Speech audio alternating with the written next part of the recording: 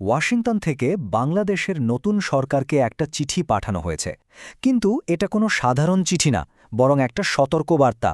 চলুন আজকের আলোচনায় এই কূটনীতিক বার্তার গভীরে ঢোকা যাক। দেখুন, এই চিঠিটা এসেছে মার্কিন হাউস কমিটি অন ফরেন অ্যাফেয়ার্সের কাছ থেকে। এর আনুষ্ঠানিকতায় কিন্তু বলে দিচ্ছে যে এটা কোনো হালকা ব্যাপার না। এটা একটা সংকটময় মুহূর্তে দুটো দেশের মধ্যে পাঠানো খুবই গুরুত্বপূর্ণ একটা কূটনীতিক সংকেত।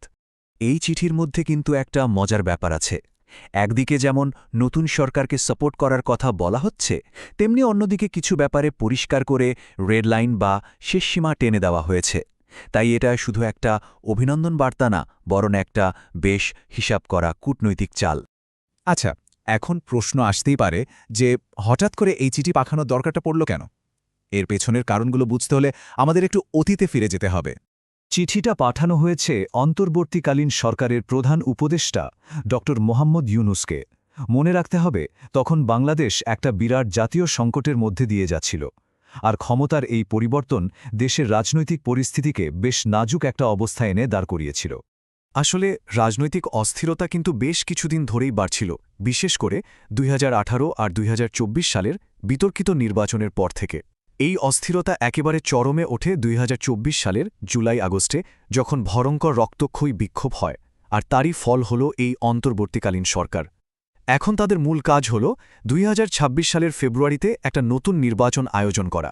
এই সংকট কিন্তু একদিনে তৈরি হয়নি।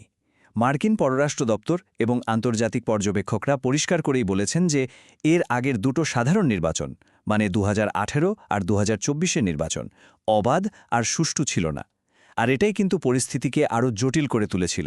এই রাজনৈতিক অস্থিরতার একটা মানবিক মূল্যও কিন্তু ছিল, আর সেটা অনেক বড়।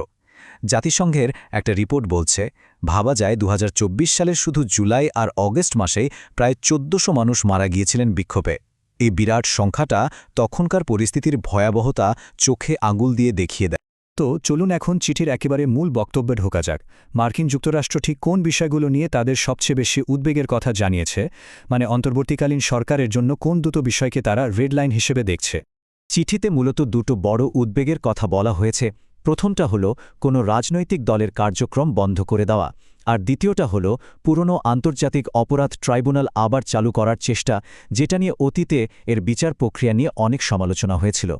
এখন প্রথম উদ্যোগটা কেন এত গুরুত্বপূর্ণ? কারণ সংঘবদ্ধ হওয়ার স্বাধীনতা, মানে দল গঠন করার অধিকার, এটা একটা মৌলিক মানবাধিকার।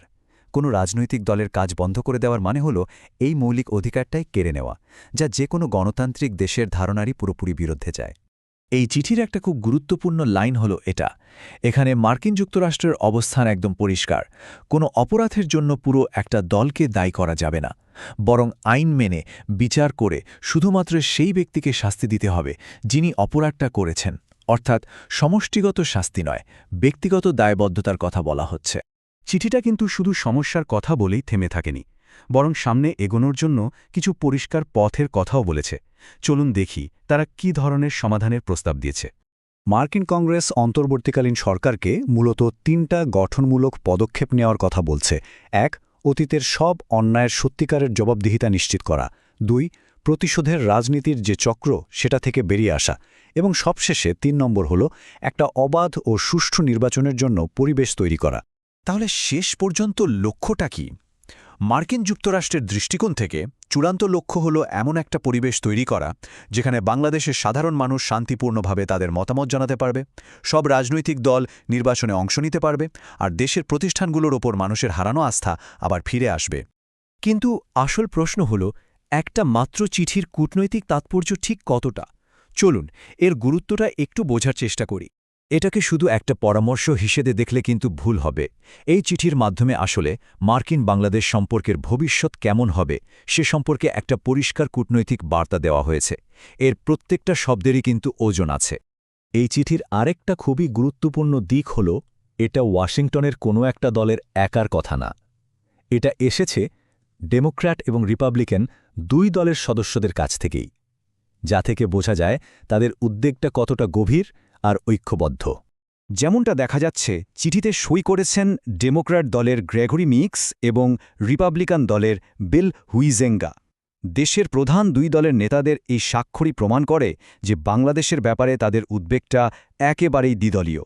তবে চিঠিটা শেষ হয়েছে একটা ইতিবাচক বার্তা দিয়ে, অংশীদারিত্বের বার্তা। এর মাধ্যমে বোঝানো হয়েছে যে এই বার্তাটা সরাসরি বিরোধিতার জন্য নয়, বরং একজন উদ্বিগ্ন সমর্থকের বার্তা। যুক্তরাষ্ট্র বাংলাদেশকে একটা গুরুত্বপূর্ণ সহযোগী হিসেবেই দেখে এবং একসাথে কাজ করতেও আগ্রহী। তো বাংলাদেশ যখন তার পরবর্তী নির্বাচনের দিকে এগোচ্ছে, তখন সবথেকে বড় প্রশ্ন এটাই, দেশের নেতারা কি এই কূটনৈতিক বার্তাকে গুরুত্ব দেবেন? এর উত্তরটা হয়তো সময়ই বলে দেবে।